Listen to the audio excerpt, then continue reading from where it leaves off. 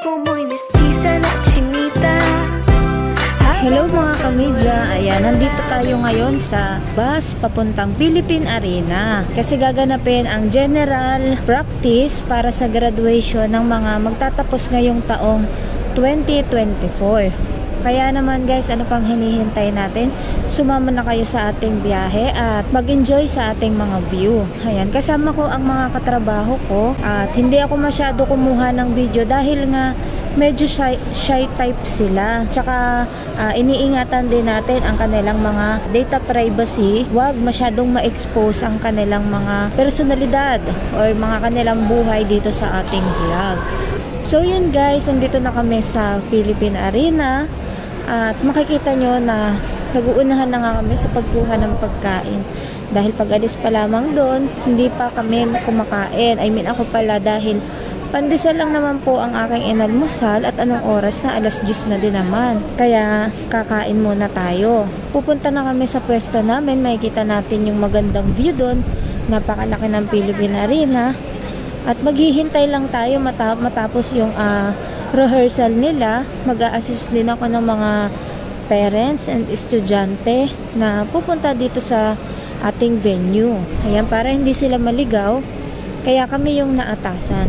Aantayin lang natin na matawag si Shera. Proud ano tayo dyan eh.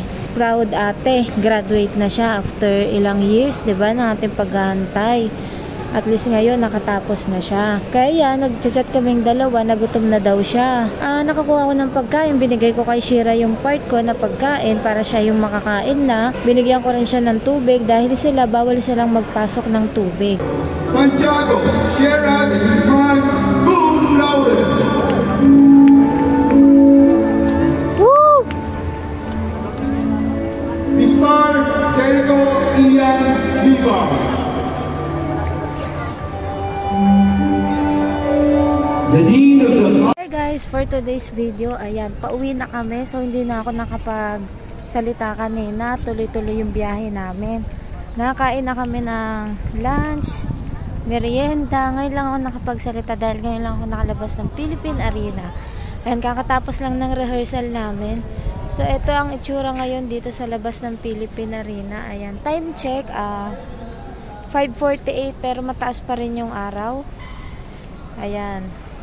Mamaya-maya lang makikita na natin yung sunset. Napakalaki ng Philippine Arena, oh. Hindi kayang sakupin ng aking camera lahat.